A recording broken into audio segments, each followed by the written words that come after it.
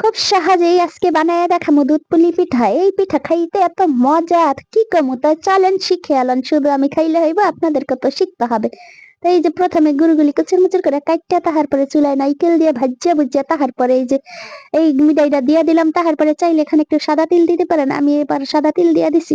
এখন এগুলিকে উঠাই রাইখা দিব। তাহার পরে সুন্দর করে আটা গুলিয়া চাউলের আটা সিদ্ধ করিয়া, তাহার পরে এই যে সুন্দর করে একটা রুটি বানায় লইছি। এখন এই যে তিলের পুরটা ভরিয়া, তাহার পরে এটাকে হাত দিয়ে চাপিয়া চুপিয়া সুন্দর করে চাঁদের মতো বানায় লমু। তাহার পরে এইভাবে কুচুর মুচুর কুচুর মুচুর কুচুর মুচুর করে সুন্দর করে ডিজাইন করে লমু। এইভাবে একই নিয়মে সবগুলি পিঠা বানায় লইলাম।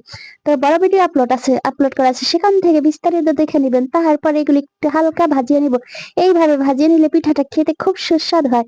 ওদিকে দুধ আর গুড় একসঙ্গে জাল দিয়ে মিলাই লইছি। এখন এই যে এগুলির ভিতরে ছাড়িয়ে কতক্ষণ ভিজায় রাখলেই দেখবেন একেবারে ফুল্লা টাইটম হয়ে গেছে। তাহার তো ভালো লাগলে লাইক কমেন্ট শেয়ার করেন, চ্যানেলটা সাবস্ক্রাইব করে